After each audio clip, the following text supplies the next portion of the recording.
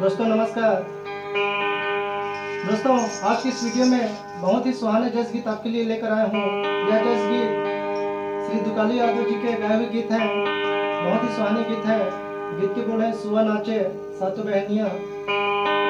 तो आज की संगीत में तबला में मेरे साथ दे रहे हैं टीकाराम साहू जी, और मादर में साथ दे रहे हैं देवेंद्र साहू जी, झुमका में साथ दे रहे हैं कृष्णा साहू जी, और मंजीरा में साथ दे रहे हैं दौलेश्वर यादव जी। तो चलिए इस गीत का आप धुन का आनंद लीजिए, वीडियो को अंत तक देखेंगे। तो चलिए स्टार्ट करते हैं।